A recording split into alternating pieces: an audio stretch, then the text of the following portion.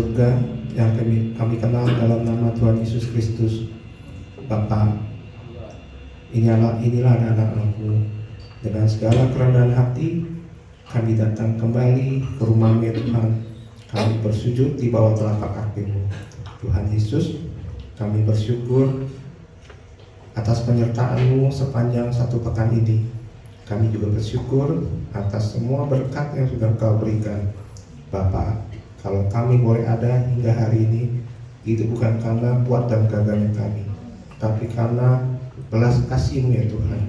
Tuhan Yesus, kami sudah memuji, memuliakan Engkau. Kiranya apa yang kami persembahkan semuanya boleh menyenangkan hati-Mu, menjadi dupa yang harum di hadapan-Mu. Bapa, sebentar kami akan mendengarkan sabda-Mu ya Tuhan. Sebelum kami masuk lebih dalam lagi Tuhan, tolong ya Tuhan, Kau ampuni atas segala perbuatan kami. Ampuni atas segala kesalahan dosa kami ya Tuhan, seperti kami mengampuni orang yang bersalah kepada kami. Tuhan, berikan kepada kami hati yang penuh sukacita, tanda yang subur yang Kau siap taburkan firman-Mu ya Tuhan. Terima kasih Bapa, Kau rapi juga hamba-Mu yang akan menyampaikan firman-Mu. Tutup bungkus hamba-Mu di balik salib-Mu ya Tuhan. Kiranya apa yang Kau ingin sampaikan boleh keluar dari bibir mulut hamba-Mu.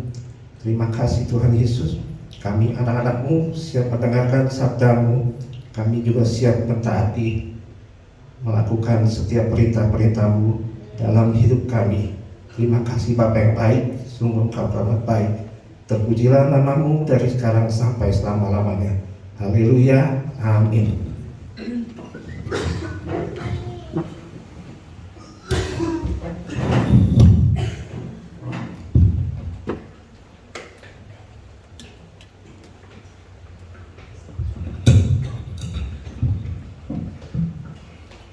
Selamat pagi Bapak Ibu, Saudara-saudara. Salam sejahtera buat kita semua. Waktu selanjutnya tidak berlama-lama saya mau serahkan kepada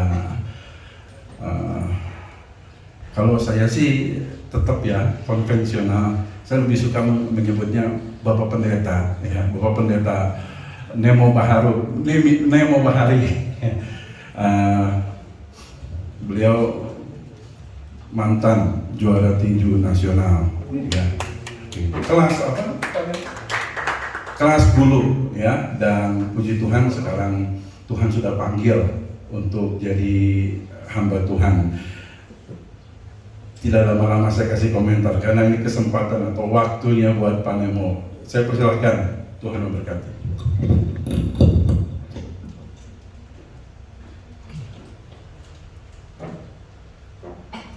Haleluya, shalom, salam sejahtera dalam nama Tuhan Yesus. Puji Tuhan, mari berikan senyum di kiri kanan yang belum senyum pagi hari ini. Haleluya. Jadi anak Tuhan jangan pernah lupa senyum Bapak Ibu Saudara sekalian ya. Karena di rumah Tuhan, Tuhan senang kalau kita datang dengan sukacita, amin. Tuhan ingin kita datang dengan gembira, bukan dengan muka yang panjang. Dan terima kasih buat Bapak Gembala, Ibu Gembala yang kembali mempercayakan saya melayani firman Tuhan. Kalau tidak salah sudah ketiga kalinya saya di sini, ya kan? Dan saya juga datang sekaligus karena saya mantan petinju, saya mau jadi debt collector, mau nagih hutang sama Bapak Gembala. Karena saya sudah khotbah di sini 3 kali, dia belum 1 kali pun khotbah di tempat saya, saudara. Dia 3 kali dia hutang sama saya. Oke, puji Tuhan. Ya, saya dari Denpasar Bali, Bapak Ibu ya. Saya kembali ke PDI Gloria di Denpasar Bali, meneruskan pelayanan oma saya dari sejak tahun 2005. Saya membantu beliau di situ. Dan semenjak meninggal beliau pulang ke rumah Bapak, saya menjadi gembala penuh. Dan sampai hari ini kemurahan Tuhan, ya tetap bisa melayani Tuhan dan juga sekaligus mengajar di sekolah tetap Cianjur. Setiap bulan saya datang ke Cianjur membantu mertua saya, ya supaya sekolah kita tetap berjalan walaupun almarhum Bapak Gembala di sana sudah dipanggil Tuhan juga, tapi kita juga bersyukur bahwa pekerjaan Tuhan tidak bergantung kepada manusia, karena memang pekerjaan Tuhan yang punya. Tuhan yang berdaulat atas semuanya, dan itu yang saya syukuri. Kami baru memulai angkatan yang ke-37 dan Bapak Gembala sempat hadir di pembukaan, Dan pertama kalinya saya mengutus jemaat saya juga tahun ini jebolan dari Gloria masuk ke sekolah Alkitab, puji Tuhan. Oke, Bapak Ibu mungkin sedikit berbeda dari yang mungkin yang lain, saudara ya, karena saya guru, jadi khotbah saya akan lebih guru ya, lebih mengajar. Jadi saya harap semua Bapak Ibu bawa Alkitab, amin. Semua pegang Alkitab ya, karena saya akan baca kita banyak baca firman Tuhan. Gak bawa Alkitab juga boleh, ya kan, iPad dan sebagainya. Yang penting isinya firman Tuhan ya. Dan saya mau mengajak kita membahas satu pasal di dalam Mazmur. Pada 1-2 tahun belakangan ini saya dengan jemaat kami di Denpasar Bali kami sedang mempelajari kitab Mazmur pasal per pasal, dan saya merasa Tuhan memang menyuruh saya untuk membahas firman Tuhan kitab per kitab. Jadi visi saya untuk bisa sampai akhir hidup saya selesaikan 66 kitab di dalam firman Tuhan. Karena saya percaya semua isinya ini adalah firman Tuhan dan semuanya penting bagi kita.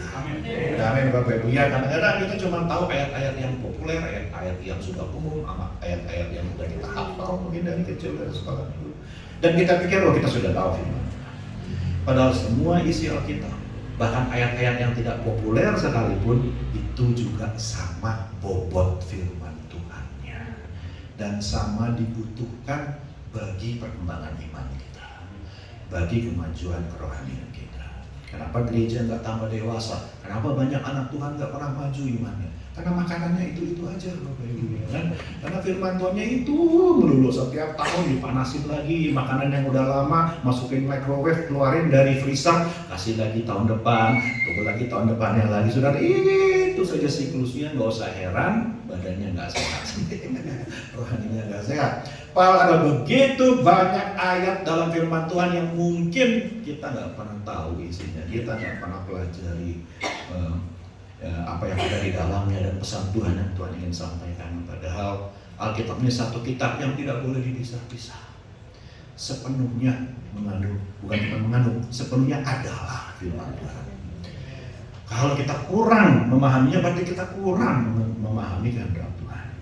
Kalau kita tidak tahu satu bagian daripada isinya, berarti ada satu bagian dalam rencana dan kehendak Tuhan yang kita tidak ketahui, saudara. Karena itu yang membuat saya merasa penting banget ya. Kita tuh membahas firman Tuhan tuh seluruhnya. Ada amin Bapak Ibu? Jangan pilih-pilih. Amin. Kita aja kalau nikah harus terima orang sepenuhnya ya. Setuju ya? Saya cuma mau sayang sama kamu kalau kamu begini, kalau kamu bagian ini saya suka, bagian ini saya nggak suka. Nggak bisa sebenarnya. Seluruhnya kita harus terima, apapun adanya dia, ya kita harus terima. Demikian juga dengan Tuhan. Seluruh bagian, seluruh kehendaknya, seluruh keinginannya, seluruh rencananya kita harus terima dan kita harus mau tahu kalau kita memang mengasihi Tuhan. Oke, tanpa panjang lebar, mari buka Mazmur 89. Ada 53 ayat yang akan kita baca. Panjang sekali. Kira-kira nanti jam 1 pagi, 1 sore saya baru selesai khotbahnya ya. Ya, saya nggak akan bahas ayat per ayat karena saya tahu panjang ini pasal, tetapi saya hanya akan mengajak kita melihat garis besarnya saja. Saya beri judul firman Tuhan pagi hari ini, antara iman dengan realita. Ya, kita akan melihat bagaimana pemazmur juga bergumul. Saudara, Mazmur ditulis 3000 tahun kurang lebih ya dari zaman sekarang, 30 tahun yang lalu, dan ternyata orang percaya pun sudah dari zaman dulu sudah mengalami yang namanya pergumulan iman. Saya tentunya percaya saudara yang sudah pernah, yang sudah lama ikut Tuhan, ya, kita pasti dalam perjalanan iman kita itu kita menemukan kok janji Tuhan begini, kok iman saya begini, tapi realita begitu, ya kan? Kenapa Tuhan bilangnya begini, Tuhan janjiin begini, kok kenyataan hidupnya begitu, ya kan? Dan ternyata itu bukan satu hal yang spesifik hanya saudara pernah alami sendiri, spesial buatan sendiri. Semua orang percaya sudah pernah mengalaminya. Makanya tidak heran mengapa pemazmur pun menulis hal yang sama. Bapak Ibu sudah kasih Tuhan, inilah indahnya kitab Mazmur. Why Psalms? Kenapa Mazmur? Tahukah Bapak Ibu, kitab Mazmur adalah kitab yang paling banyak dikutip dalam Perjanjian Baru. Artinya apa? Seluruh penulis Perjanjian Baru paling terinspirasi oleh kitab Mazmur. Sampai Yesus pun paling banyak mengutip dari Mazmur. Karena memang Mazmur ini kitab yang paling boleh dibilang down to earth. kitab yang paling mengajak kita untuk melihat bagaimana hidup percaya sama Tuhan yang nggak kelihatan di dunia yang kelihatan. Bagaimana kita menjalani iman kita kepada pribadi yang di sorga, yang di dalam kekekalan, di dalam hal-hal yang transenden, Bapak Ibu, hal-hal yang melampaui yang jasmani, tetapi kita harus jalani dalam realita, dalam dimensi yang jasmani. Tentunya nggak gampang. Karena seringkali yang kita lihat dengan mata kita berbeda dengan apa yang firman Tuhan katakan. Banyak anak Tuhan yang tidak bisa menemukan jawaban ketika mereka menghadapi dilema seperti itu, mereka nyerah gitu. Firman Tuhan bohong. Ternyata Tuhan nggak benar bicaranya.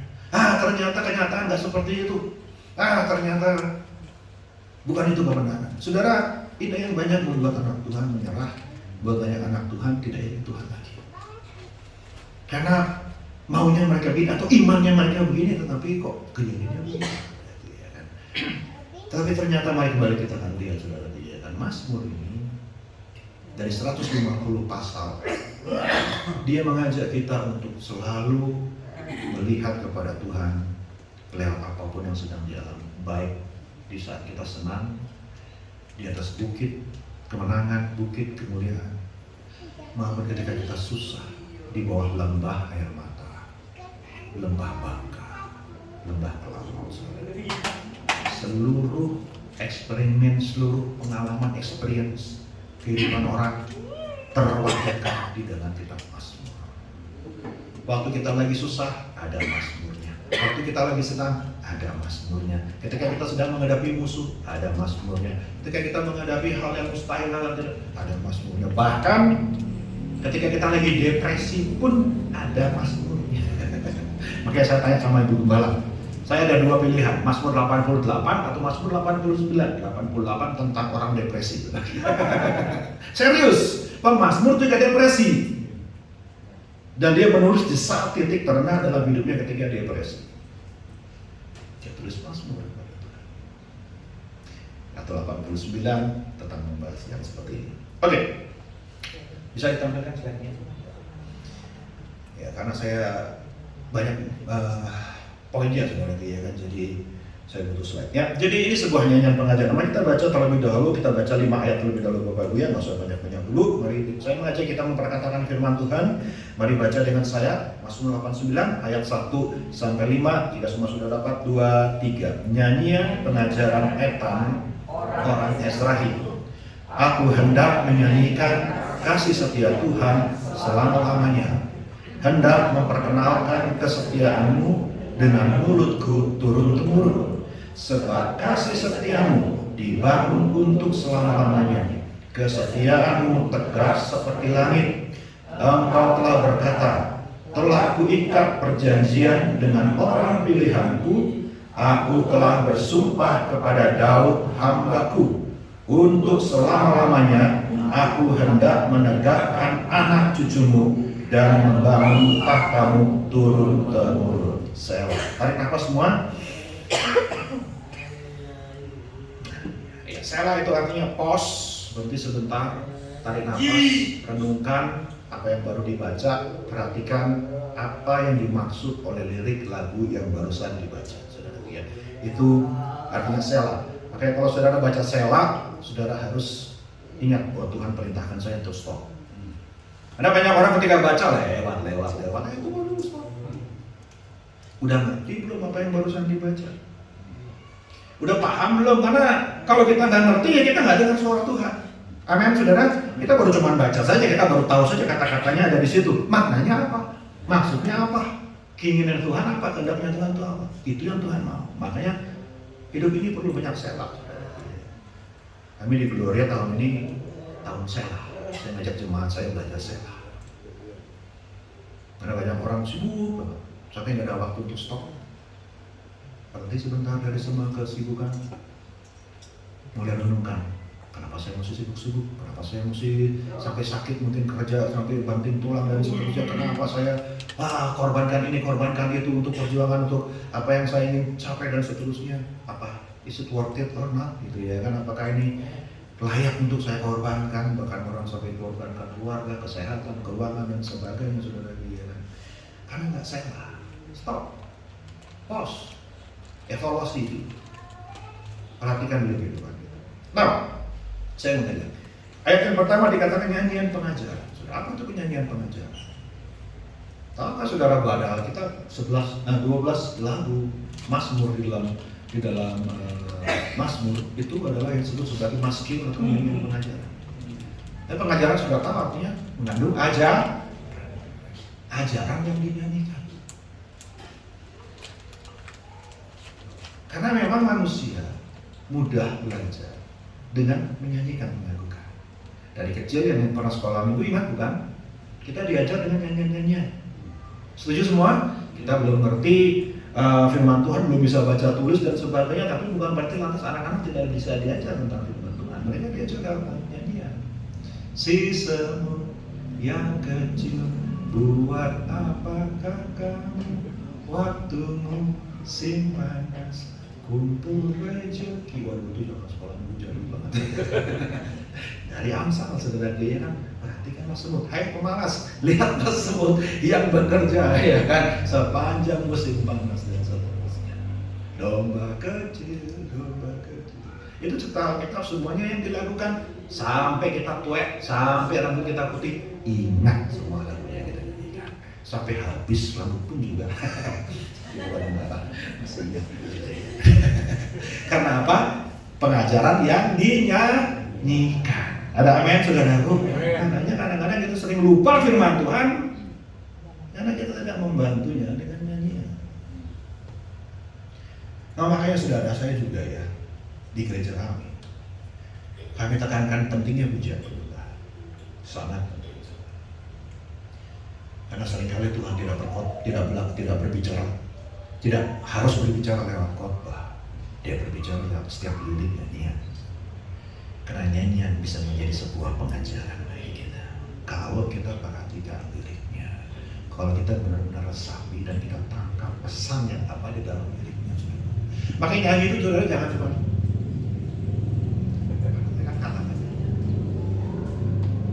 pahami apa what's the message, karena setiap lagu itu ada pesannya. Makanya WL dan semua saya drill, saya kasih kelas semua yang suka benar-benar bisa menyampaikan bahwa nyanyian itu benar-benar ada message-nya ke jemaat. Itu cuma nangkep pesan apa yang Tuhan ingin sampaikan. Sebelum dengar khotbah mereka sudah dilatih telinganya untuk peka sama suara Tuhan. Nah, nyanyian pengajaran, next point. Dan tujuannya adalah untuk membuat orang ketika menyanyikannya, dia diajar sehingga mereka menjadi orang yang terpelajar, bijaksana, pandai, berhikmat. Jadi nyanyi supaya bikin tambah pintar, basically seperti itu. Jadi bukan cuma sekedar nyanyi doang, saudaraku, menghibur hati. Bukan cuma sekedar nyanyi hanya untuk hanya ngisi waktu luang atau hobi. No. Nyanyinya itu, liriknya itu kalau benar-benar diperhatikan bikin kita tambah bijaksana. Itu maksudnya maskil. Itu maksudnya nyanyian Mazmur yang dinyanyikan oleh orang Israel. Ketika mereka menyanyikannya, ini mereka lagi di-challenge. Mereka punya intelektual, mereka punya pengetahuan, mereka punya kepandaian, itu lagi ditantang. Dan gak usah heran, makanya temanya adalah tentang iman melawan realita. Bagaimana dengan iman? Kenapa beriman tetapi realita berbeda? Di challenge. Mereka punya pemahaman, saudaraku. Karena banyak orang mungkin ya itulah, they never think about their life. Mereka nggak pernah merenungkan tentang hidup ini. Mereka nggak pernah merenungkan tentang apa yang terjadi. Mereka cuma hidup lewat aja kayak begitu. Be wise. Jadilah orang yang bijak. Tuhan kasih kita logika, Tuhan kasih kita hikmat. Bahkan dalam Alkitab pun ada kitab-kitab hikmat. Karena Tuhan mau umatnya berhikmat. Umatku binasa karena tidak memiliki pengetahuan, kata firman Tuhan. Kalau kita jadi orang bodoh, gak usah heran cepat mati, saudara. Gak usah heran kita cepat binasa. Kalau kita jadi orang bodoh, karena kita dikerjain terus sama orang pintar. Betul apa betul? Kita dibodoh-bodohin terus sama orang lain karena memang kita bodoh. Dan Tuhan gak mau kita jadi orang bodoh. Ada amin, saudara? Bilang sama yang kanan, pintar dong. Bilang kita saudara. Amin, amin, amin. Saya paling nggak suka sama anak Tuhan itu yang bodoh-bodoh, saudara ya kan. Firman Tuhan bilang tulus seperti merpati, cerdik seperti ular, kata Tuhan Yesus. Terlalu banyak anak Tuhan cuma tulus doang, tidak cerdik. Tulus harus, cerdik juga penting.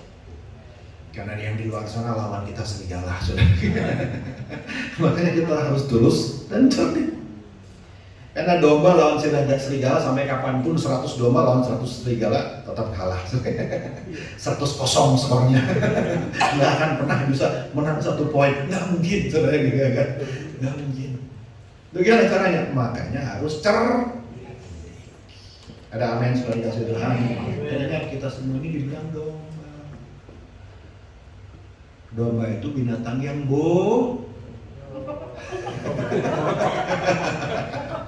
Halo, domba binatang yang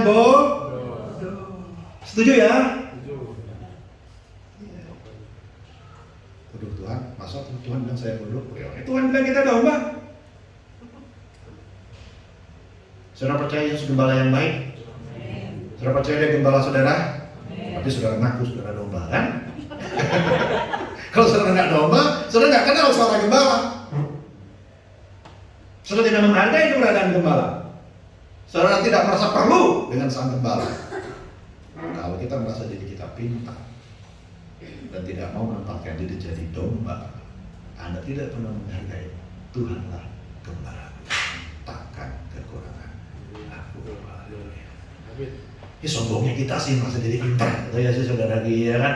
Kalau domba itu kalau nggak dibimbing sama gembala, nggak pernah ada domba yang bisa bertahan, survive di alam liar. Begitu banyak predator, nggak punya cakar, nggak punya taring, nggak punya pandu, nggak punya apa semua alat mempertahankan diri, saudaraku ya kan. Domba tak berdaya tanpa gembala. Makanya kita perlu mau menjadi orang yang diajar dan perlu menjadi domba yang berhikmat. Next point. Penulisnya dikatakan Etan, orang Ezrahi. Etan ini siapa? Saudara bisa baca dalam 1 Raja-Raja 4 ayat 31. Dia adalah salah satu dari orang terpandai di Israel. Di zaman Salomo dikatakan Salomo yang paling pandai. Etan dan Heman adalah level yang kedua. Heman yang menulis Mazmur 88, Etan yang menulis Mazmur 89. Dua-duanya ditulis oleh orang yang terpintar pada zaman itu. Saudara mau pintar kan? Belajar sama orang pintar. Dan inilah yang menjadi pikiran orang pintar. Inilah yang menjadi pergumulan dari seorang yang pintar. Ya. Mazmur yang ditulis hasil dari hikmat dari seorang yang paling bijaksana. Etan sendiri artinya konstan, abadi. Makanya pertanyaan tentang iman dalam realita itu pertanyaan yang konstan. Karena perjuangan kita adalah perjuangan iman. Sampai langkah terakhir kita harus mempertahankan iman. Jangan dipikir besok sudah tidak ada pertanyaan sama Tuhan. Besok akan muncul lagi. 10 tahun dari sekarang hidup akan membawa berbagai macam pertanyaan yang men-challenge iman kita. Tapi lewat setiap pertanyaan, dilema, ya, setiap kebingungan yang kita hadapi, kalau kita hadapi dengan iman, maka kita akan mulai melihat iman kita bertumbuh dalam pengenalan yang makin benar dengan Tuhan. Iman yang benar bukan iman yang tidak pernah bertanya. Justru iman yang benar adalah iman yang selalu bertanya, kok gitu ya Tuhan? Aku percaya sama Engkau ya Tuhan, tapi kenapa begini ya Tuhan? Kalau iman sudah berhenti bertanya, berarti dia sudah menyerah. Berarti sudahlah, percuma. Dia sudah tidak mau lagi percaya, sehingga dia tidak akan bertanya lagi. Tapi iman yang sungguh-sungguh, salah satu ciri dari iman yang hidup adalah konstan. Dia selalu melihat semua dari sudut pandang iman, melihat semuanya dari sudut pandang firman, melihat semuanya dari sudut pandang kehendak Tuhan dan rencana Tuhan. Sehingga apapun yang sedang dia alami, dia selalu bilang, Tuhan, maksudnya apa? Kenapa begini Tuhan? Itu menjadi sebuah pertanyaan yang tidak pernah berhenti. Next point. Dan kitab hikmat intinya sudah tahu kan sudah, kitab hikmat dalam Alkitab ditulis ketika orang sedang menghadapi kesusahan. Karena kesusahan itu guru terbaik dari orang. Kalau nggak percaya baca Khotbah. Khotbah pasal 7. Lebih baik ke rumah duka daripada ke rumah pesta. Kenapa? Di rumah duka orang boleh berpikir, kapan tiba giliran gua tidak bisa. Betul apa betul? Aduh, iya ya, hari ini gua sangseng lu. Kapan gua yang disangseng sama yang lain? Saudara kira kan? Di rumah pesta mana ada yang memikirkan kayak gituan? Padahal mau nggak mau, suka nggak suka, semua kita mengarah ke sana, cepat atau lambat tujuan kita sama. Nggak akan ada yang bisa menghindar di sini. Mau disogok pakai apa juga tetap aja, kalau udah waktunya ya udah pergi, mau gimana juga. Mau cari dokter sampai ke ujung laut di mana juga, saudara dia kan bisa lagi. Makanya di saat-saat seperti susah itulah yang mencari orang. Ayub, kitab hikmat yang luar biasa tentunya saudara tahu, ditulis dalam situasi yang sangat berat, yang men-challenge dia untuk bertanya why, penderitaan terhadap kepada orang benar. Makanya saudara, ketika saudara lagi susah, tahulah itulah kehendak Tuhan, rencana Tuhan buat saudara untuk jadi orang lebih beriman, lebih bijaksana. Apakah saudara mau menghadapi kesusahan saudara dengan iman, dengan caranya Tuhan, atau saudara akan cari pelarian-pelarian, cari pelampiasan, cari alternatif yang lain? Nah, kalau kita cuma cari jalan pintas, cari pertolongan dari yang bukan dari Tuhan, iman kita nggak betul. Kita akan mengalami kegagalan, kita akan melihat bahwa nggak usah heran kita makin nggak percaya sama Tuhan. Tetapi orang yang sungguh-sungguh dengan Tuhan, hadapin ayat kayak bagaimanapun juga, dia tetap pertahankan imannya, dia tetap percaya sama Tuhan. Haleluya. Yuk kita masuk next. Kita lihat ayat 2 sampai 38, cukup panjang saudara ya. Tapi di bagian yang besar ini dari ayat 2 sampai 38 fokusnya adalah puji-pujian. Etan mengajak umat Tuhan memuji Tuhan. Sekali lagi, pujian itu bukan cuma liturgi gereja. Ada amin saudara? Nyanyi itu bukan cuma bagian dari kata ibadah doang. No, dari awal Alkitab nggak pernah ngajarin itu seperti itu. Tapi pujian, penyembahan kepada Tuhan itu sebuah respon kepada pribadinya Allah sendiri. Kalau kita ketemu orang yang hebat, wah keluar kata-kata pujian kita. Setuju semua saudara? Ketika kita lihat, wah Indonesia dapat medali emas, wah jago dia, keluar kita punya apresiasi, keluar kita punya applause, keluar kita punya penghargaan, pujian. Well, karena kita melihat pribadi yang baik, pribadi yang sukses, yang berprestasi. Apalagi ketika kita mengalami perjumpaan dengan Tuhan, respon kita semestinya apa? Nggak ada yang lain selain kita memuji Tuhan. Maka saudara datang ke tempat ini, jangan lihat Bapak Gembala, jangan melihat pemain musik, jangan melihat NWL, jangan melihat Ibu Gembala, ya kan? Mari datang untuk cari Tuhan, lihat Tuhannya. Sehingga walaupun mungkin aduh musiknya kok begini, aduh penyanyinya kok begitu, aduh yang sebagainya, enggak penting karena akhirnya kita hanya berikan semua untuk Tuhan. Banyak gereja terlalu memusikkan yang seperti itu, akhirnya gereja nggak jadi beda sama pub, ya kan, sama bar, sama musik duniawi. Karena tujuannya bukannya cari Tuhan, malah cari yang lainnya saudara. Tapi bukan berarti nggak bagus ya, bukan nggak penting ya, it's good thing, but sekali lagi it's the means for the goal, yaitu alat untuk mencapai tujuan, bukan tujuan itu sendiri. Tujuan kita adalah cari Tuhan. Karena itu mari memuji Tuhan, dan iman yang hidup adalah iman yang tetap memuji Tuhan di dalam segala situasi. Ingat, Etan saat ini tidak sedang dalam keadaan baik-baik. Oke, dia tidak sedang memuji Tuhan dalam keadaan semuanya fine-fine dalam hidupnya. Enggak, kita akan lihat nanti dia benar-benar dalam keadaan yang terpuruk, tetapi dia memulai mazmurnya dengan puji-pujian kepada Tuhan. Next point. Ayat 2-5 tadi kita sudah baca. Ada dua hal yang menjadi penekanan dari Etan. Kenapa dia memuji Tuhan? Yang satu, karena kasih setia Tuhan. Tahukah saudara-saudara, ada hari ini semua karena kasih setia Tuhan. Saudara punya apa yang saudara punya hari ini semua karena kasih setia Tuhan. Jangan pernah berpikir you can do it outside of God. Jangan pernah berpikir saudara bisa bertahan di luar Tuhan. Nah, kalau saya nggak punya Tuhan, nggak tanpa Tuhan saya juga bisa, percaya deh. Ketika saya kena COVID, saudara ya kan, mau tarik nafas susah yang setengah mati, saudara ya, bisa nafas saja saya bersyukur itu tahu dari Tuhan. Karena cuma Tuhan pencet tombol nafas kita di pause sedikit, saudara. Aduh, tarikan nafas kita aja kita gak berutang sama Tuhan, saudara ya. Satu tabung berapa itu waktu itu? Satu tabung oksigen, saudara ya kan. Sekarang saudara for free. Hirup udara segar setiap hari, saudara ya kan. Saudara suruh bayar sehari, berapa tabung itu, kaliin aja berapa hari, berapa minggu, berapa bulan, saudara ya. Semua karena kasih setia Tuhan sama kita. Jangan pernah lupa itu. Kita lagi susah pun ingat, kalau bukan karena kasih setia Tuhan, saudara nggak bertahan. Saudara nggak akan ada di sini. Dan saudara nggak akan bisa Tuhan. Dan yang kedua, the covenant, perjanjian Tuhan. Satu hal tentang Tuhan yang diceritakan oleh Alkitab, He is a covenant maker. Dia adalah Tuhan yang suka membuat perjanjian. Dan kalau Tuhan mau punya hubungan dengan kita, Dia akan tawarkan janji kepada kita. Dia tawarkan satu hubungan yang berdasarkan promise, janji. Makanya Alkitab kita dibagi menjadi dua bagian. Apa Bapak Ibu? Perjanjian lama dan perjanjian baru.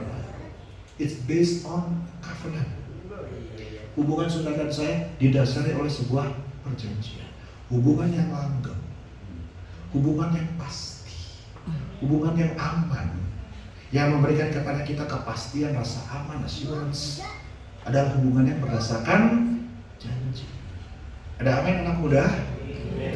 Makanya jangan ada TTM-TTM-an. Jangan ada backstreet-an. Jangan ada hubungan tanpa ikatan. Semuanya harus berdasarkan janji. Barulah hubungan itu bisa jalan. Bagaimana bisa berjalan dua orang bersama-sama kalau mereka tidak mengikat janji? It takes covenant. Dan Tuhan hanya mau berurusan dengan orang yang mau ikat janji sama Dia. Dengan orang yang tidak ada urusan hubungan ikatan janji dengan Tuhan, saya nggak ada urusan sama kamu. Kamu bukan umatku, aku bukan Allahmu. Kamu asing bagiku, aku asing bagimu. Aku tidak kenal kamu, kamu tidak kenal aku. Tapi kalau kita sudah ikat janji sama Tuhan, Tuhan bilang, aku Allahmu, kamu umatku. Ya kan? You belong to me, I belong to you. Kita main bimbang-bimbangan. Kalau kata warkop. Jadi kita saling memiliki. Kita tahu ada ekspektasi, ada harapan yang kita harapkan dipenuhi oleh pihak yang kita mengikat janji, bukan? Kita masing-masing punya hak dan kewajiban dalam ikatan janji. Dan itu yang Tuhan selalu tawarkan kepada umat. Saudara, hari ini Tuhan mau saudara sadar lagi bahwa saudara adalah umat perjanjiannya Tuhan. Perjanjian baru katakan saudaraku bahwa kalau bangsa yang terpilih, bangsa yang kudus, umat perjanjiannya Tuhan. Saudara yang sudah percaya kepada Yesus, yang ikut ambil bagian dalam perjamuan kudus, saudara sedang mengikat janji lagi dengan Tuhan. Saudara diingatkan kembali tentang covenant saudara dengan Tuhan. Ketika Yesus mengadakan perjamuan terakhir, saudara kuliahkan perjamuan kudus, Dia meneguhkan perjanjian kudus, itulah saat perjanjian baru ditegakkan. Barang siapa kepada Dia, percaya kepada Dia, melakukan apa yang Dia lakukan, kita diingatkan lagi, oh ya, saya adalah umat perjanjian dengan Tuhan. Saya tahu hidup saya ada di bawah janji Tuhan. Kalau saya taat, saya kerjakan bagian saya, Tuhan tidak pernah tidak kerjakan bagiannya. Dia Allah yang selalu setia kepada janjinya. Dia nggak pernah cuma omong doang, saudara. Dia nggak pernah asal ngomong, nggak asal janji. Dia nggak pernah PHP sama kita. Apa yang Dia bilang pasti jadi. Apa yang Dia janjikan pasti Dia genapi. Apa yang Dia katakan, Dia akan pastikan itu menjadi realita. Dan ini yang diingat oleh Ethan. Ini yang dipegang oleh Ethan. Dan ini yang juga memang yang seringkali menjadi pertanyaan kita. Tuhan udah janji loh Tuhan. Ketika kita menghadapi realita yang bertentangan dengan itu, kita tetap mempertanyakan, bukan dalam artian yang negatif, tetapi kita bertanya sama Tuhan. Tuhan sudah janji sama saya. Bukan kita nggak percaya, bukan, tetapi kita benar-benar istilahnya nggak terima kalau sampai hidup saya tidak sesuai dengan janjinya Tuhan. Dan memang Tuhan seperti itu. Terkadang diizinkan kita dalam masa yang kelam di mana Dia mau melihat reaksi kita. Apakah kita tetap pegang janjinya atau kita sudah menyerah sama janjinya, kita nggak mau sabar, kita cari jalan lain. Ingat Abraham dengan Hagar, lahirlah Ismail. Sampai hari ini perang dulu akhirnya saudara, ya kan? Ya, Tuhan mau, ketika Tuhan dikasih kita janji, just trust Him. Jangan cuma believe, learn to trust Him. Kalau cuma believe, kalau cuma percaya, setan juga percaya. Halo, setuju? Sudah tahu ya, setan percaya Yesus adalah Tuhan? Ya dia tahu. Kalau kita cuma percaya saja bahwa Yesus adalah Tuhan, nggak beda cuma kita sama setan. Karena setan juga percaya, dia tahu Yesus adalah Tuhan. Tapi yang Tuhan mau adalah kita trust. Trust itu artinya apa? Menyerahkan. Walaupun aku tidak mengerti, walaupun aku belum bisa melihat Tuhan, but I learn to trust You. Aku percaya, aku belajar untuk mempercayakan diriku kepada. Itulah perjanjian Tuhan. Next point. Saya tahu nggak akan selesai saudara sini, tetapi nggak apa-apa lah ya, seenggaknya saudara bisa dapat bagian-bagian besarnya. Ayat 6 sampai 18, yuk kita baca sedikit. Agak cepat saudara ya. Kalau saudara mau ikut sama saya, puji Tuhan. Kalau enggak juga tetap diberkati Tuhan. Oke, Mazmur 89 ayat 6. Sebab itu langit bersyukur karena keajaiban-keajaiban-Mu ya Tuhan. Bahkan karena kesetiaan-Mu di antara jemaah orang-orang kudus. Sebab siapakah di awan-awan yang sejajar dengan Tuhan, yang sama seperti Tuhan di antara penghuni surgawi. Allah disegani dalam kalangan orang-orang kudus dan sangat ditakuti melebihi semua yang ada di sekelilingnya. Ya Tuhan, Allah semesta alam, siapakah seperti Engkau? Engkau kuat ya Tuhan, dan kesetiaan-Mu ada di sekelilingmu.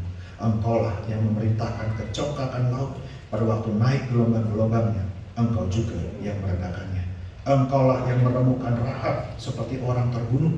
Dengan lengan-Mu yang kuat, Engkau telah mencerai-beraikan musuh-Mu. Punyamulah langit, punyamulah juga bumi, dunia serta isinya. Engkaulah yang mendasarkan. Utara dan selatan, Engkaulah yang menciptakannya. Tabor dan Hermon bersorak-sorai karena Nama-Mu. Punyamulah lengan yang perkasa, kuat tangan-Mu dan tinggi tangan kanan-Mu. Keadilan dan hukum adalah tumpuan takhta-Mu. Kasih dan kesetiaan berjalan di depan-Mu. Berbahagialah bangsa yang tahu bersorak-sorai. Ya Tuhan, mereka hidup dalam cahaya wajah-Mu. Karena Nama-Mu mereka bersorak-sorak sepanjang hari, dan karena keadilan-Mu mereka bermegah. Sebab Engkaulah kemuliaan kekuatan mereka, dan karena Engkau berkenan tanduk kami meninggi. Yang percaya katakan amin. Etan mengajak kita melihat bagaimana kasih setia Tuhan itu ditunjukkan lewat kebesarannya. Ciptaan, alam semesta, saudara lihat makhluk-makhluk yang ada, utara, selatan, gunung-gunung dan seterusnya. Etan mengajak kita untuk melihat the big picture, the grand picture, dunia dengan semesta yang adalah wujud dari kebesaran dan kasih setia Tuhan. Semuanya ada karena Tuhan yang menompak. He hold the whole world in His hand. Bukan cuma the whole world, the whole universe. Tuhan pegang semua di dalam tangannya. Dia yang membuat semuanya tetap ada sebagaimana itu semua ada. Dan itulah yang harus kita ingat. Bahkan ketika kita sedang mengalami kesulitan. Bahkan ketika hati kita sedang bimbang. Ketika malam sedang gelap-gelapnya, it's the perfect time buat kita keluar pada ke langit dan lihat bintang-bintang begitu menyala, begitu terang bersinar. Dan ingat, siapa gua ya mau protes sama Tuhan? Ya ampun, itu bintang jaraknya sekian juta kilometer, sekian miliar, sekian triliun, sekian nol, pangkat sekian sudah nol, yang sudah nggak bisa ditulis lagi, nol saking banyaknya saudara dia kan. Siapa gua cuma satu titik di planet biru yang kecil ini, belagu amat lagi merasa dia lebih tahu cara ngatur dunia daripada Tuhan saudara dia. Well, lihatlah kebesaran Tuhan. Ada amin saudara? He's so big, dan Tuhan cuma bilang langit cuma sekepalan tangan. Alam semesta kita yang tak terbatas cuma seginian Tuhan saudara dia. Dia menampung semua air laut di dalam tangan. Jangan pernah lupakan kebesaran Tuhan. Bahkan ketika kita susah selalu. Next point. 19 sampai 38. Poinnya, fokusnya adalah kembali lagi perjanjian dan khususnya perjanjian Daud. Di kelas SAJ ada kelas khusus yang namanya covenant tuh ya. Dulu saya ajar, sekarang saya sudah serahkan sama pengganti saya. Itu pelajaran yang sangat penting karena Alkitab ini penuh dengan yang namanya perjanjian. Saudara, kita hidup berdasarkan perjanjian Tuhan. Dan khususnya janji Tuhan tentang singkat cerita saudara karena belum waktu ya. Jadi Ethan yang kalau tidak salah adalah salah seorang pilihan saudara ya kan. Ada yang bilang dia adalah salah satu dari 3 pemain musik pemimpin pujiannya Daud, walaupun itu sebenarnya orang Lewi, tetapi Ethan ini orang Yehuda. Saudara, ini yang menjadi perdebatan. Anyway, sebagai seorang yang bijaksana dia tahu janji Tuhan kepada Daud dan keturunannya, dan dia ternyata melihat kok begini. Tuhan sudah janji sama Daud bahwa dia dan keturunannya akan duduk di tahta sampai selama-lamanya, turun-temurun. Tapi ketika dia melihat sejarah, ketika dia melihat kenyataan, mungkin dia hidup di zaman ketika kerajaan pecah. Ya, cucunya Daud, Rehabeam, saudara ya kan, gara-gara ini anak muda terlalu berlagu, saudara ya kan, dia nggak mau dengar nasihat orang tua, dia merasa dia lebih pintar, maka dia buat gara-gara itu kerajaan jadi terpecah. Dan dia melihat Ethan mungkin menjadi saksi mata, dia bilang, aduh tahta Daud kok jadi begini.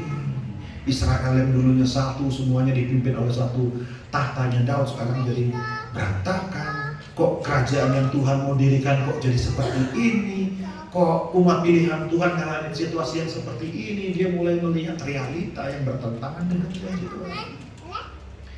Dia mulai tidak memahami, kok bukannya Tuhan sudah berjanji bahkan bersumpah bahwa aku akan menegakkan tahtamu sampai selama-lamanya. Umatku akan sepenuhnya dipimpin oleh Daud dan keturunannya. Dan dia menjadi pertanyaan. Makanya perjanjian abadi dengan Daud ini yang dilihat dari kacamatanya Ethan di zamannya itu, dia ingatkan, dia puji Tuhan tentang perjanjian, dia tetap percaya kepada perjanjian Tuhan, sedikit pun dia tidak meragukannya. Walaupun kenyataannya yang dia lihat berbeda. Mari kita lihat slide berikutnya. Inilah yang realita yang sedang dihadapi, yang pahit. Mari kita baca dari 39 sampai ayat yang ke-46. Masih membaca firman saudara? Yuk sama-sama. 2, 3. Tetapi engkau sendiri menolak dan membuang, menjadi gemas kepada orang yang kau urapi, membatalkan perjanjian dengan hambamu, menajiskan mahkotanya laksana debu, melanda segala temboknya, membuat kubu-kubunya menjadi reruntuhan. Semua orang yang lewat di jalan merampoknya, dan ia menjadi celah bagi tetangganya. Engkau telah meninggikan tangan kanan para lawannya, telah membuat semua musuhnya bersukacita. Juga kau balikkan mata padanya, dan tidak membuat dia dapat bertahan dalam peperangan. Engkau menghentikan kebimbingannya, dan tahtanya kau campakkan ke bumi. Kau pendekkan masa mudanya, kau sulumi dia dengan malu. Selah. Tarik nafas semua.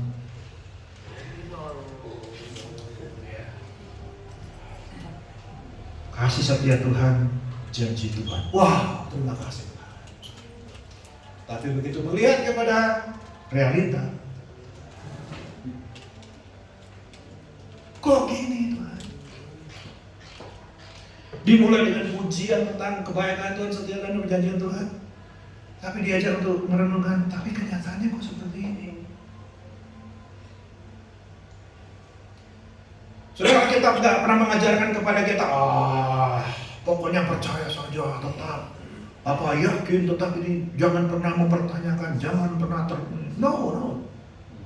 Seolah-olah kita hidup di awang-awang, karena saudara-saudara kita nggak hidup di dunia nyata, saudara-saudara ya kan. Pernah ketemu orang Kristen yang seperti itu, hidupnya tuh nggak real gitu ya, saudara-saudara ya, hidupnya tuh dikatakan gimana gitu, kayak orang yang nggak jelas pikirannya gimana. Nah, orang Kristen, anak Tuhan, ketika lagi susah, ketika mulai itu, dia hadapi, dia sadari bahwa this is real. Dia bukan jadi orang yang sudah seperti burung unta, kalau ada maut katanya masukkan kepala ke dalam pasir untuk dia pikir dia terhindar dari celaka hanya dengan sembunyi kepalanya di dalam pasir. Nggak tahu benar apa enggak. Itu kan konyol, membohongi diri sendiri. Bukan berarti lantas bahayanya lewat hanya karena kita tutup mata gitu, saudara. Ya enggak. It's real. You have to face it. You have to embrace it. Tetapi tetap dengan percaya. Ada amin, saudara?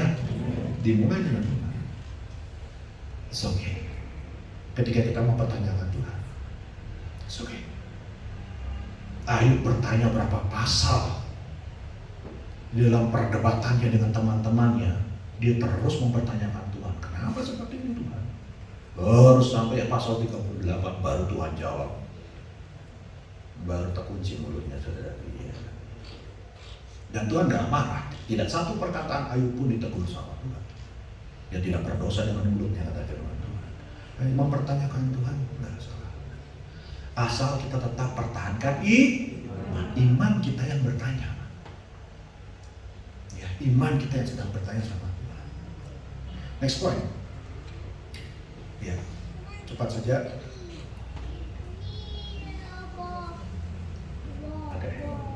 Oke, terus dia melihat perjanjian. Loh Tuhan, kok janji, masa iya Tuhan bisa? Sekali lagi dalam tanda kutip saya percaya, kok engkau membatalkan janji? Karena Tuhan sudah sumpah. Kalau Tuhan sudah sumpah itu berarti apapun yang terjadi gak mungkin dia batalkan. Tapi kenyataannya dia bilang, engkau membatalkan perjanjianmu yang 40. Terus rajanya ditolak. Raja yang terakhir keturunan Yahudi, keturunan Daud, saudara dia kan dicungkil matanya ketika mereka coba lari dari Yerusalem, setelah dikepung sama Nebukadnezar, ya, ketangkap, dan sebelum dia itu anaknya disembelih sebagai apa yang dia pandang terakhir, baru dicungkil matanya. Keturunan Daud terakhir dibantai, matanya dicungkil raja. Jadi gambaran yang dilihat terakhir adalah anaknya mati. Itu yang bisa dia lihat terakhir. Wow, seolah-olah habis sudah. Oh, that's it, finish, selesai. Gak mungkin ada lagi keturunan Daud, gak mungkin lagi janji Tuhan bisa digenapi. Gimana rajanya sudah mati habis? Anak-anaknya dibantai, disembelih di depan mata. Ya secara manusia saudara, dia kan mungkin wah sudah batal lah perjanjiannya. Tapi itulah kita. Etan mungkin, kalaupun Etan ini hidupnya di zaman Babilonia, pembuangannya tahun 600 Masehi, saudara, dia kan, dia belum tahu. Tahun 0 keturunan Daud itu lahir untuk duduk di atas tahta sampai selama-lamanya. Ada amin, saudara, dia kan buat dia belum. Dia belum tahu rencana Tuhan. Dia belum bisa memahami dan dia, you know what? Rancanganku bukan rancanganmu. Ya dalam kacamata kita mungkin pikir, udah deh, selesai deh, kelar deh, udah habis. Ya memang kenyataannya memang kelihatannya seperti itu. Raja ditolak, raja dibuang, terus negerinya jadi reruntuhan, tanah perjanjian, sampai hari ini juga masih ribut, bukan saudara ya? Tiap hari diroket terus. Bangsa pilihan berulang kali dikalahkan, berulang kali dijajah, berulang kali dibuang, dikumpulkan lagi, dibuang lagi, kumpul lagi, buang lagi, dan sekarang kumpul lagi. Tapi firman Tuhan bilang mereka akan menghadapi musuh dan mereka akan dikalahkan lagi. Ulang kali. Tapi ya itulah, rencana Tuhan tetap jalan. Karena kalau Tuhan yang berencana tidak mungkin gagal. Mungkin kita nggak ngerti jalannya kayak bagaimana. Mungkin kalau pakai alur ceritanya, kalau kita yang jadi sutradara nggak akan gitu jalan ceritanya. Tapi Tuhan kita the best produser, the best sutradara yang ada. Kamu nggak akan pernah bisa duga twist kalau Tuhan bikin alur cerita itu, dia twistnya tuh selalu wah, orang bikin, kok jadi begini ceritanya, kok jadi begini ceritanya, nggak ketebak gitu kalau jadi kayak film terus. Itu nggak Tuhan kita. Sampai setan pun juga kaget, kok jadi begini ceritanya, dia pikir dia sudah menang gitu dari dia kan. Ternyata dia dikalahkan dengan salib. Ada amin, terima kasih Tuhan. Itulah Tuhan kita, sutradara yang terbaik, saudara. Jadi ketika kita menghadapi pahitnya realita, oke, nggak masalah kita bertanya sama Tuhan. It's okay.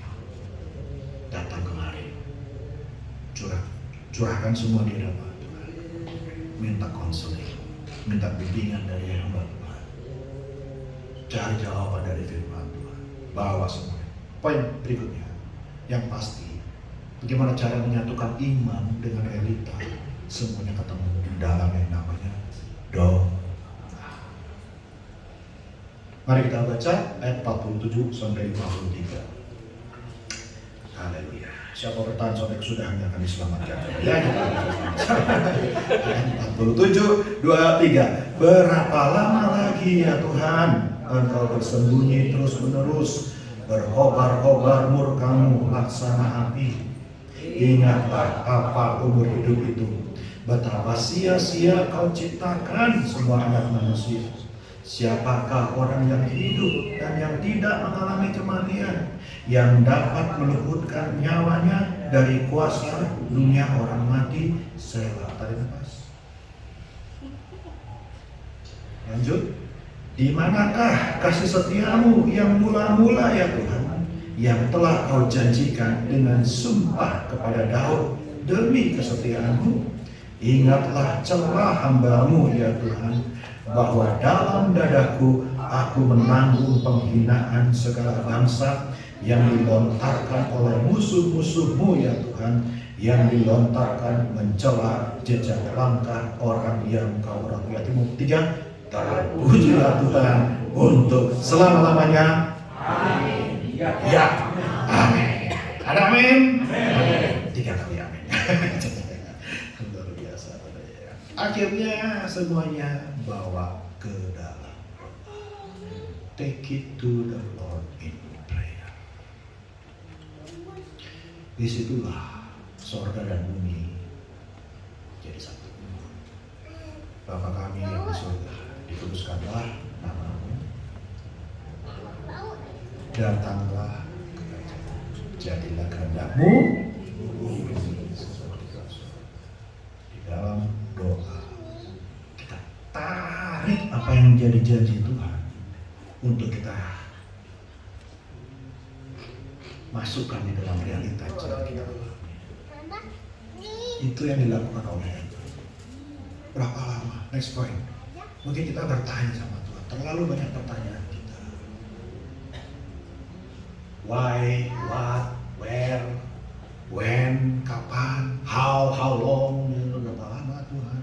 Semua pertanyaan kita bawa tiga Tuhan. Kalau kita bimbang, kalau kita ragu dan sebagainya, serahkan. Tetap pertanyaan itu. Next point. Dan jangan pernah lupa, percayalah, just say amen. Dengan cuma satu amen, dua amen. Karena perjalanan kita dimulai dari iman sampai kepada iman. Orangku yang benar akan hidup oleh imannya. Sudah tahu itu ayat yang terkenal dikutip dalam Roma, diambil dari kitab Habakuk. Yang bisa kita adalah kitab pertanyaan kepada Tuhan. Why Lord? Kenapa Tuhan? Maka Tuhan jawab, orangku yang benar akan hidup oleh iman.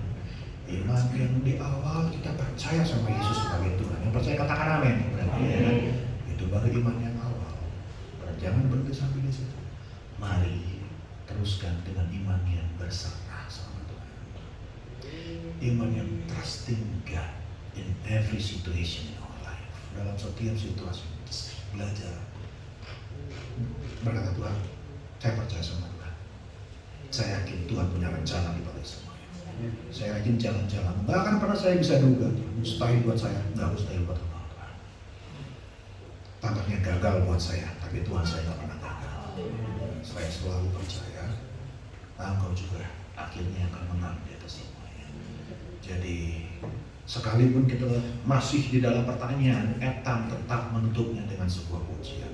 Yang tetap berkata, terpujilah Tuhan untuk selamanya. Sudah diberkati semua pagi hari ini. Amin. Yuk pemain musik boleh maju ke depan. Kita nyanyikan hidupku menggenapi firman.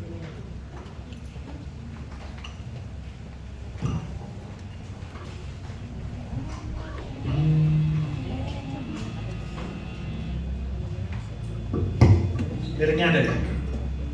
Belum ada? Google dulu.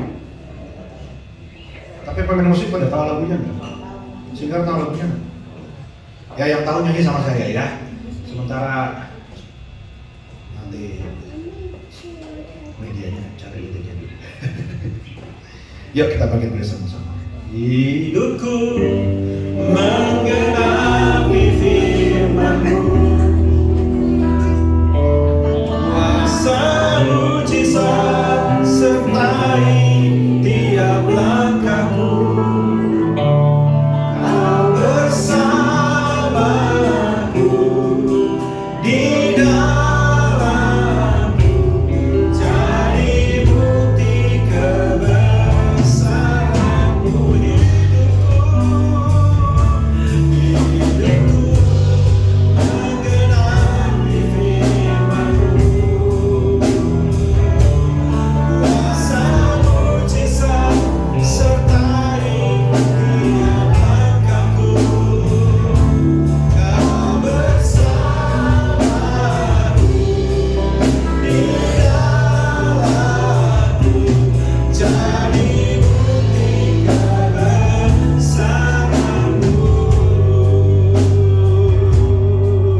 Katakan, Tuhan Kau sempurna, Tuhan Kau sempurna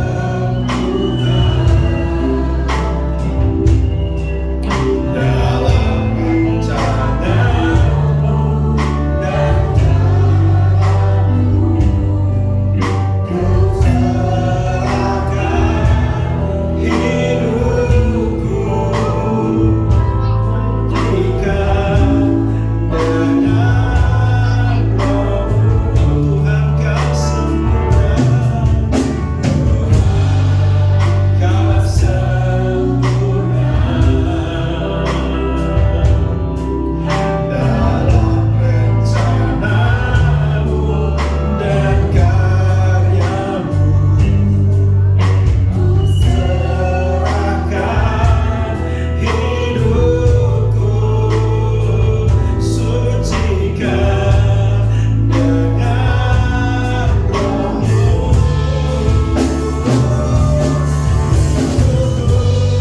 Menggenapi firman-Mu,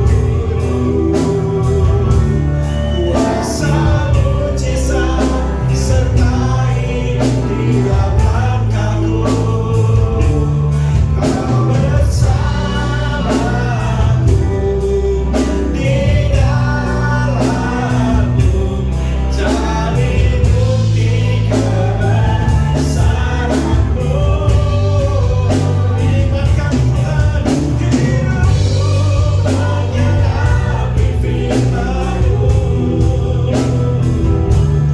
kuasa mujizat sertai tiap langkahku. Katakan, Kau bersamaku di dalamku, jadi bukti kebesaran. Kita nyanyikan dari atas sekali lagi, Tuhan Kau sempurna. Makasih Tuhan, haleluya. Kami percaya Tuhan. Mari jemaat Tuhan dengan hati yang menyembah, nyanyikan pujian dan karya-Mu. Ku serahkan.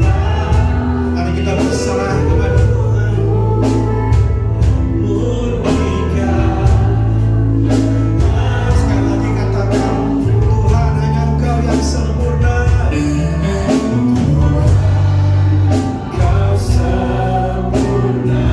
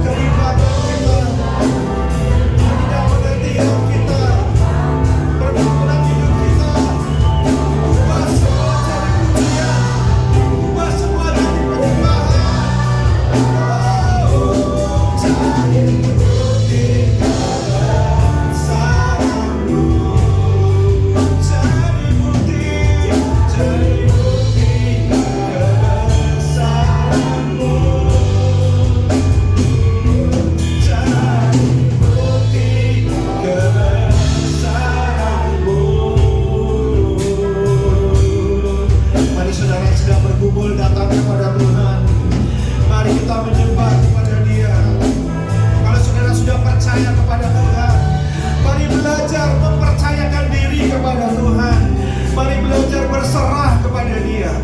Mari serahkan pergumulan kita. Mari serahkan segala tantangan yang sedang kita alami. Apa yang tidak kita mengerti hari ini. Kita ada kenyataan-kenyataan pahit yang sedang kita hadapi. Mari bawa, jadikan semua penyembahan di hadapan Tuhan. Angkat iman kita, angkat keyakinan kita kepada Tuhan. Ambil ketetapan hati, aku tidak akan tinggal terus di dalam kebimbanganku Tuhan. Aku mau percaya rencanamu indah pada waktunya Tuhan. Aku mau percaya bahwa Tuhan punya cara, Tuhan punya jalan untuk menolong aku. Aku selalu akan ditolong oleh Tuhan. Terima kasih.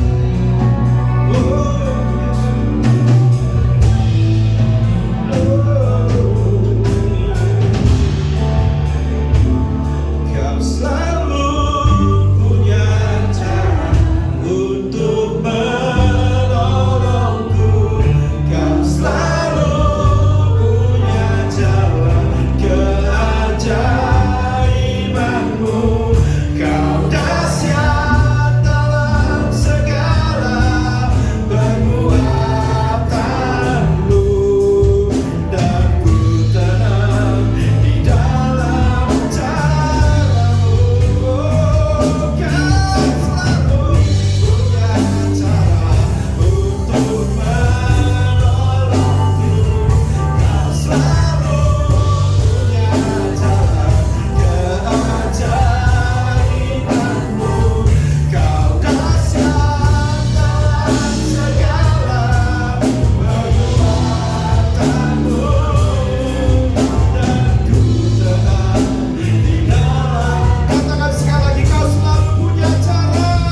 Kau selalu punya cara untuk menolongku. Kau selalu punya jalan keajaibanmu. Kau dahsyat dalam segala perbuatanmu, dan ku tenang di dalam caramu. Dan ku tenang di dalam caramu. Dan ku tenang di dalam caramu. Mari kita berikan kemuliaan buat Tuhan kita. Kita berikan sorak-sorai kita bagi Dia, Allah yang besar, Allah yang penuh dengan kasih setia. Terima kasih Tuhan. Haleluya. Saudara yang datang dengan pergumulan pagi hari ini, angkat tangan kananmu di hadapan Tuhan. Dan saya mau berdoa buat saudara. Tanda penyerahanmu sebagai tanda you are trusting Him. Tuhan, kau lihat setiap tangan yang diangkat.